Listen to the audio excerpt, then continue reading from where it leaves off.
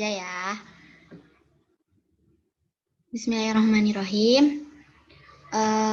Sebelumnya terima kasih kepada teman-teman yang bisa meluangkan waktunya pada kesempatan kali ini. Pada hari ini dan jam ini saya akan memberi penyuluhan KB atau keluarga berencana, perihal tentang keluarga berencana dalam perspektif Islam. Sebelumnya saya memperkenalkan diri terlebih dahulu ya. Bisa dilihat ya kurikulum vitae-nya. Nama Asyifah Hilman Nuraisa. Tempat tanggal lahir Garut 23 Januari 2000.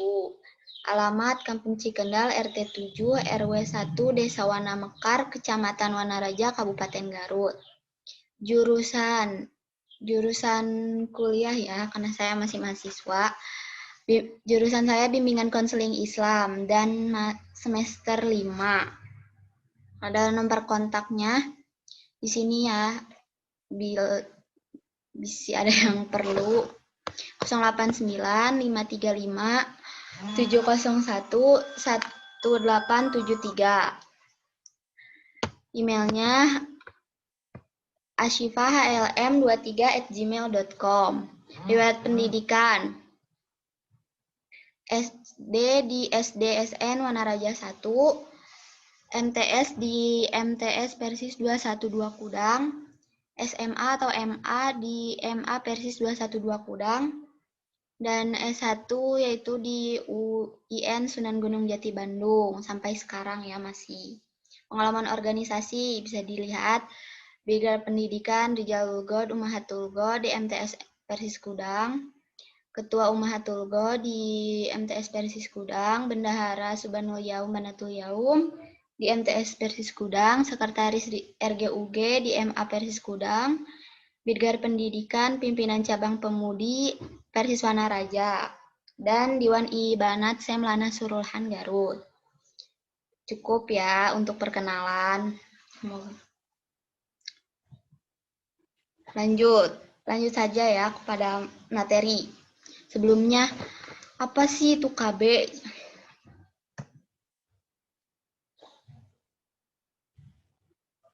Bentar. Ya, kembali. Bentar ya.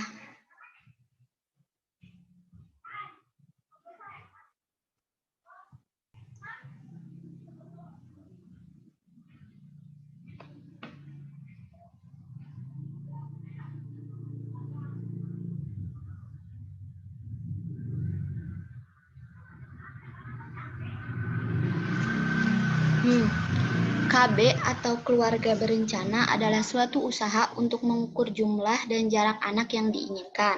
Untuk mencapai hal tersebut, maka dibuatlah beberapa cara atau alternatif untuk mencegah atau menunda kehamilan. Cara-cara tersebut termasuk kontrasepsi atau pencegahan kehamilan dan perencanaan keluarga. Dalam KB juga menurut Undang-Undang Nomor 10 Tahun 1992 tentang Perkembangan Pendudukan dan Pembangunan Keluarga Sejahtera adalah upaya peningkatan kepedulian dan peran serta masyarakat melalui pendewasaan usia pernikahan atau PUP, pengaturan kelahiran, pembinaan ketahanan keluarga, peningkatan kesejahteraan keluarga kecil, bahagia dan sejahtera. Jadi keluarga berencana atau family planning ini dalam bahasa Arab itu ada istilah tanzimul nasl atau pengaturan keturunan atau kelahiran yang memiliki arti yaitu pasangan suami istri yang mempunyai rencana konkret mengenai kapan anak-anaknya diharapkan lahir agar setiap anak yang lahir disambut dengan bahagia dan syukur. Keluarga berencana ini dititik beratkan kepada perencanaan, pengaturan, dan pertanggungjawaban orang tua kepada anggota keluarganya, supaya secara mudah dan sistematis dapat mewujudkan keluarga yang sakinah, mawadah, dan warohmah. Maka dari itu, kita perlu dilakukannya berbagai cara dan upaya supaya dalam kegiatan hubungan suami istri itu tidak terjadi kehamilan, yaitu dengan berencana.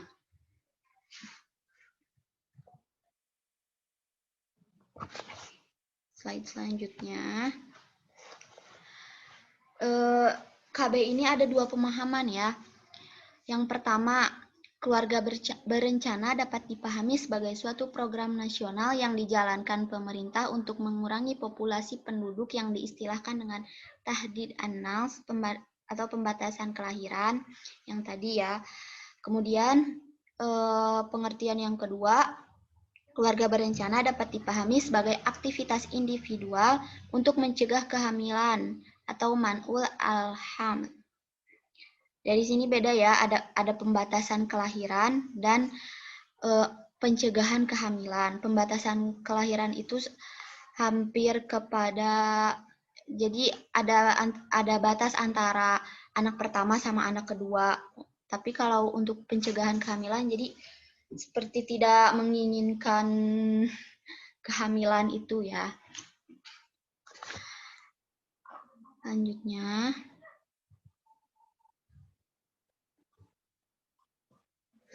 dasar hukum keluarga berencana. Sebenarnya di dalam Al-Quran ataupun hadis yang merupakan sumber pokok hukum Islam dan menjadi pedoman hidup umat Islam, tidak ada nas sahih yang melarang atau memerintahkan keluarga berencana secara eksplisit.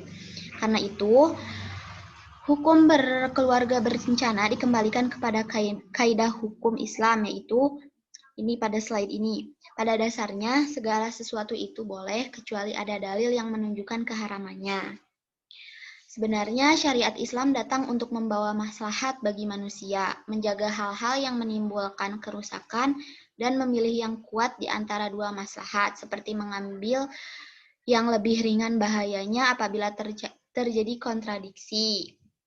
Hal ini seperti yang boleh saja dikiaskan dengan fenomena azal ya. Akan tetapi dengan syarat umat ini tidak membuat sebuah peraturan umum untuk memperkecil angka kelahiran. Dan ajal ini tidak digunakan kecuali ia sangat membutuhkan atau darurat ya yang menuntut agar ia melakukannya. Maka pencegahan kehamilan karena keterpaksaan seperti tidak bisa melahirkan secara alami atau ya tidak bisa secara alami sehingga harus melakukan suatu proses seperti operasi untuk mengeluarkan bayinya, maka pencegahan kehamilan boleh dilakukan untuk melindungi anak dan juga ibunya ya.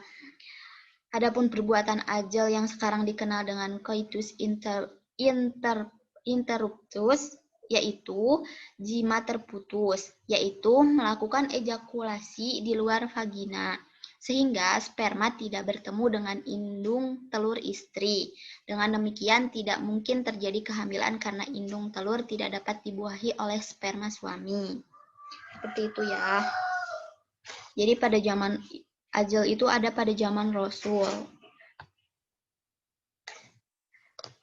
Selanjutnya, dasar ada pula ya dalam Quran surat An-Nisa ayat 9. Bisa dibaca. Dan hendaklah orang-orang takut kepada Allah bila seandainya mereka meninggalkan anak-anaknya yang dalam keadaan lemah, yang mereka khawatirkan terhadap kesejahteraan mereka. Oleh sebab itu, hendaklah mereka bertakwa kepada Allah dan mengucapkan perkataan yang benar. Dari ayat ini, pengertian yang lemah pada ayat yang tadi, ayat ini ya, ayat An-Nisa, mempunyai makna lemah secara fisik biologis, mental psikologi, mental spiritual, sosial ekonomi, pendidikan, dan keterampilan sosial kemasyarakatan, dan lain sebagainya.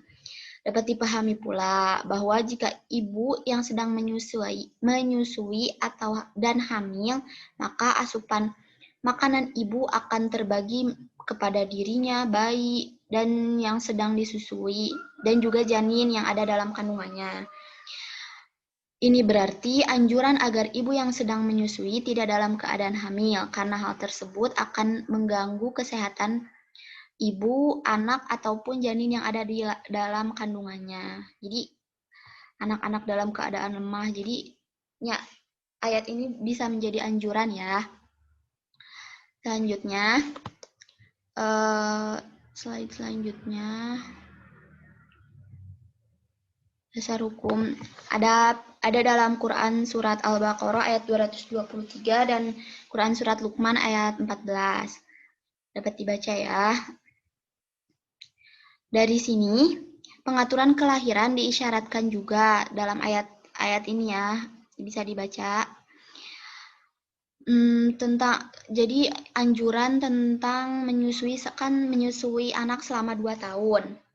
Sejalan dengan ayat-ayat tersebut, terdapat anjuran agar ibu yang sedang menyusui juga tidak hamil, karena hal tersebut akan mengganggu kesehatan ibu, anak, dan yang tadi janin yang ada dalam kandungannya. Jadi anak yang dimaksud anak yang baru lahirnya sebelum 2 tahun, dan juga anak yang masih dalam kandungannya.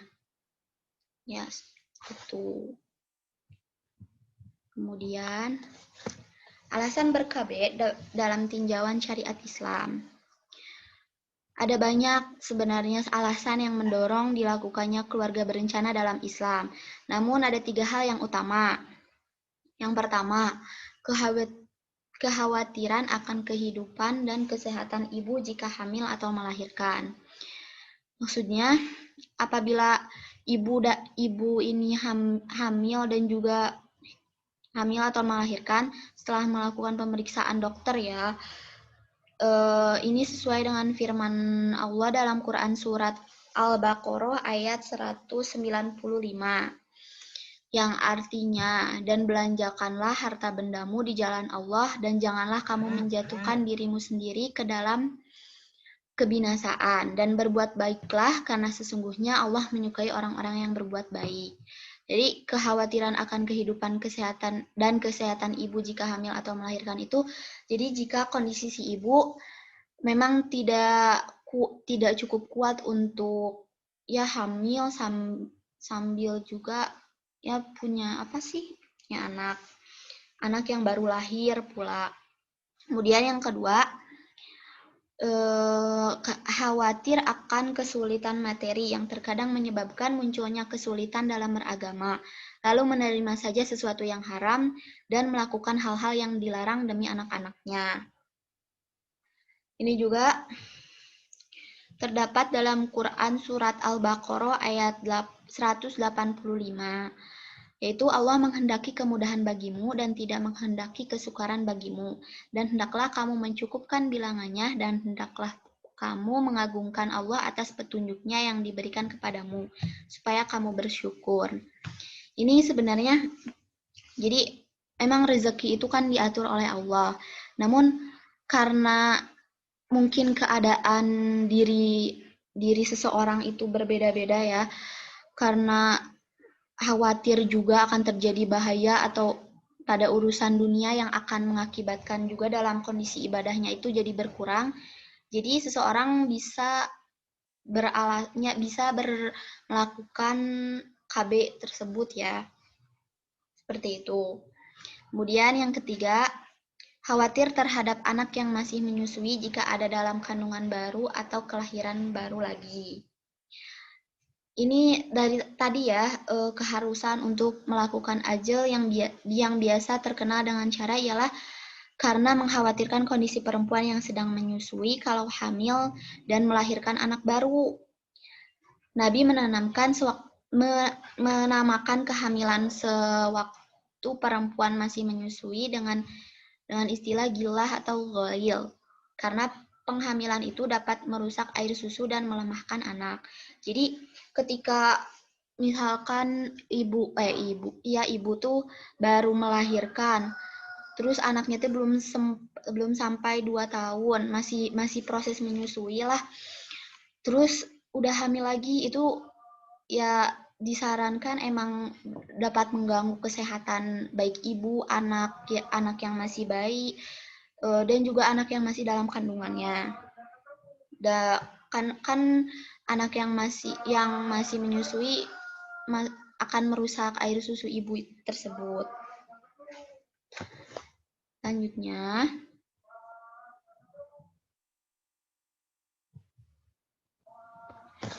macam-macam cara ber-KB atau biasa dikenal dengan alat kontrasepsi. Alat kontrasepsi itu ya alat untuk macam-macam alat yang untuk digunakan dalam keluarga berencana ya. Yang pertama ada ajal yang tadi sudah dijelaskan ya, atau dalam istilah ilmiahnya coitus interruptus. Metode ini adalah salah satu kontrasepsi non-hormonal yang dilakukan dengan cara mencabut penis sebelum ejakulasi saat berhubungan seksual. Masyarakat lebih mengenal metode ini dengan sebutan ejakulasi di luar. Metode senggama terputus ini efektif mencegah kehamilan hingga 80%. Namun tentunya hal ini perlu dilakukan secara hati-hati dan memastikan bahwa ejakulasi terjadi di luar vagina. Kemudian ada metode kalender. Metode kalender ini sebuah metode dari kontrasepsi alami yang dilakukan oleh pasangan suami istri untuk mencegah kehamilan tanpa resiko efek samping karena tidak mengkonsumsi obat-obatan. Karena kan emang ada alat-alat kontrasepsi itu yang menggunakan obat-obatan ya, kayak ada ya tuh pil KB, kondom, suntik, implan dan lain sebagainya. Metode kalender ini dipercaya dapat membantu prediksi waktu masa subur atau ovulasi menjadi lebih akurat. Jadi metode kalender ini tuh melihat masa subur dari sang perempuannya, dari sang istrinya. Jadi selain dapat mencegah kehamilan dengan tidak melakukan hubungan seksual selama masa subur, metode kalender ini juga dapat membantu dalam menentukan kapan peluang terbesar untuk bisa hamil. Jadi saat masa-masa suburnya perempuan itu pasangan suami istri tidak melakukan hubungan seksual. Jadi dijadwal gitulah kalau metode kalender itu. Kemudian ada pil KB. Pil KB ini mengandung 2 hormon, yaitu estrogen dan progestin, yang berfungsi untuk menghambat pelepasan sel telur atau ovulasi. Kontrasepsi hormonal ini memiliki tingkat efektivitas hingga 98% selama diminum secara rutin dan sesuai aturan. Penggunaan pil KB ini juga dapat mempelancar haid atau kram berkurang saat haid. Namun, apabila ada pula ya jenis pil KB yang dapat menghentikan haid dan ada juga efek samping dari pil KB itu seperti naiknya tekanan darah dan tadi menghentikan haid, terus pembekuan darah dan payudara mengeras dan lain sebagainya. Seperti itu. Kemudian ada kondom. Jenis alat kontrasepsi ini efektif untuk mencegah kehamilan hingga 98% asalkan dipasang dengan benar dan tidak bocor. Bahkan kondom merupakan satu-satunya alat kontrasepsi yang dapat mencegah penyebaran infeksi menular seksual. Nah, emang ini ya, kondom itu satu-satunya yang dapat mencegah dari infeksi menular seksual karena alat-alat kontrasepsi lain masih efek sampingnya masih kekurangannya masih dari itu ya, dari masih dapat menyebarkan infeksi menular seksual seperti itu. Dan kondom pula tuh bukan hanya untuk laki-laki, kondom juga ada untuk perempuannya. Jadi ada dua kondom tuh, kondom untuk laki-laki dan kondom untuk perempuan. Kemudian suntik KB. Suntik KB ini mengandung hormon progesteron atau kombinasi progesteron dan estrogen yang dapat menghentikan ovulasi ovulasi dan alat kontrasepsi ini disuntikan pada lengan bagian atas atau bagian bokong selama 3 bulan 3 bulan sekali guna melindungi wanita dari kehamilan. Namun suntik KB ini juga ada yang prosesnya 1 bulan sekali disuntikan, ada pula yang 3 bulan sekali. Kemudian implan. Implan ini disebut juga susuk KB, yaitu merupakan alat kontrasepsi berukuran kecil yang berbentuk seperti korek api. Alat ini dimasukkan ke bawah kulit lengan atas dan cukup banyak diminati karena pemasangannya yang cukup mudah, efektif, dan memberikan perlindungan yang cukup lama. Bahkan, hampir 99% penggunaan KB implan ini efektif untuk mencegah terjadinya kehamilan selama 3 tahun. Ya, implan ini emang cukup lama ya, selama 3 tahun, dan dipasang di tangan. Jadi, susuk KB lah bahasa ininya mah. Terus ada tubektomi dan vasektomi. Ini dilarang dalam Islam. Kenapa? Sebentar, saya jelaskan dulu. Tubektomi itu adalah salah satu bentuk kontrasepsi mantap atau kontak dengan cara memotong tuba falopi atau saluran tuba. Ketika tuba dipotong itu, maka sel telur tidak dapat masuk ke dalam rahim dan sperma pun tidak dapat membuahi sel telur. Tubektomi ini biasanya ditujukan untuk pasangan usia subur yang sudah tidak ingin punya anak lagi. Jelas ya, di situ ada dalam Islam itu memang tidak boleh ya. Tuba falopi yang sudah dipotong tidak dapat dikembalikan lagi seperti semula. Oleh karena itulah, tubektomi termasuk salah satu metode kontrasepsi jangka panjang yang bersifat permanen. Namun, alat KB ini juga efektif mencegah kanker ovarium. Dan adapun vasektomi, vasektomi ini sama ya, alat kontrasepsi jangka panjang berupa pemotongan vas deferens, yaitu saluran berbentuk tabung kecil di dalam struktum yang membawa sperma dan testis menuju penis. Akibatnya, akses sperma menuju air mani jadi tertutup sehingga mencegah pembuahan. Jadi ini di laki-laki ya, perlu diingat juga bahwa vasektomi ini bukanlah proses kebiri bagi pria. Sehingga di pria masih bisa ereksi dan tidak mempengaruhi kejantanan. Oh, waktunya.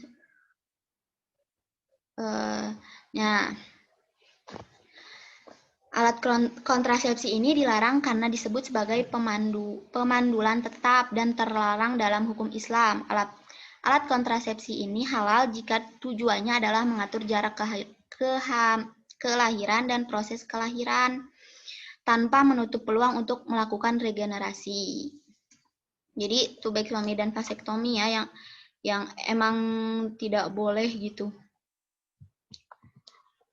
Ya, sekian. Jadi dapat disimpulkan bahwa keluarga berencana atau KB dalam Islam adalah merencanakan jumlah keturunan semaksimal mungkin dengan tetap mempertahankan jarak kelahiran sesuai syariat. Tidak berkeyakinan bahwa KB sebagai penghalang terjadinya kehamilan. Karena Allah telah menakdirkan setiap sesuatu dan apa yang telah Allah takdirkan pasti akan terjadi. Dengan demikian, maka melakukan azal pun tidak dilarang dalam Islam. Kebolehan penggunaan alat kontrasepsi dianalogikan kepada praktik azal karena mempunyai tujuan yang sama, yaitu menghindari kehamilan atau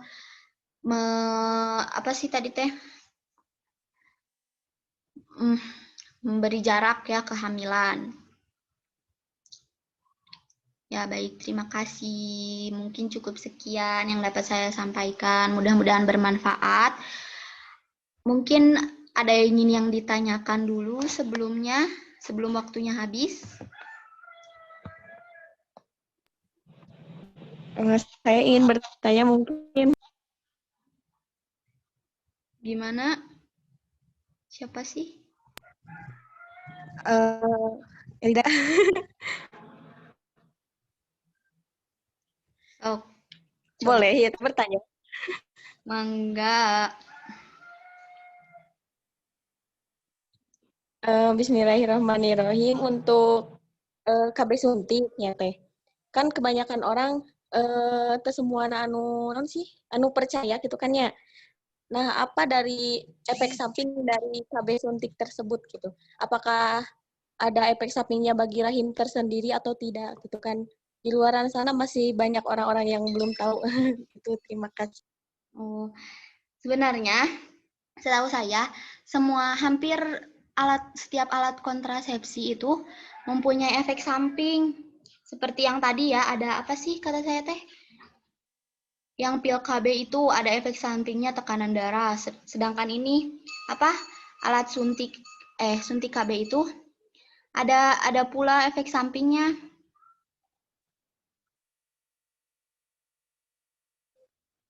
Seperti misalkan head to jadi tidak normal. Itu emang wajar karena penggunaan alat kontrasepsi itu.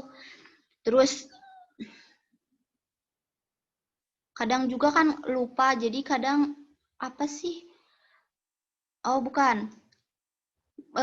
Suntik KB ini juga dapat menyebabkan pusing dan juga payudara lebih terasa sensitif atau nyeri, terus perubahan mood juga gitu. Efeknya emang semua juga alat kontrasepsi itu berefeknya ada efek sampingnya lah seperti itu.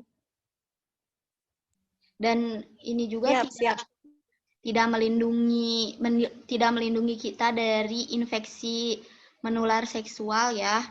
Jadi emang sedikit sekali kalau infeksi itu bukan tetap akan ya efek sampingnya kekurangannya itulah seperti itu. Dapat dipahami tidak, Erida? Siap, nuhun teh. Ya, nuhun. Udah lagi, sudah. Ini teh nggak ada yang on cam.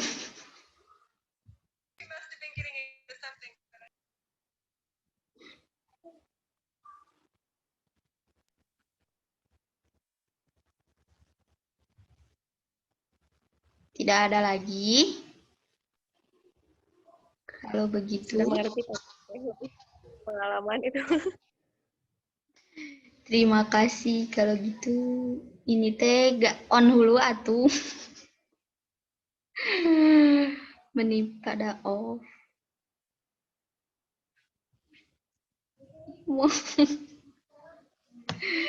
Das. Pak. Erida doang.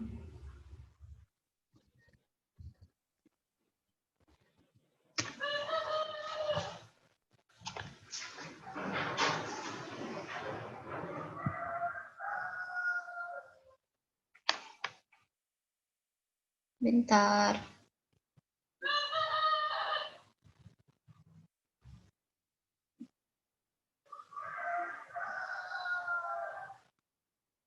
Baik, kalau begitu mungkin itu saja yang dapat saya sampaikan.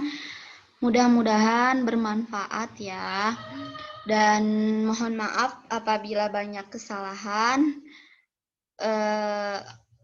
Ditutup saja dengan doa. Robbana atina fid dunya hasanah wa fil akhirati hasanah wa qina adzabannar. Assalamualaikum warahmatullahi wabarakatuh. Salam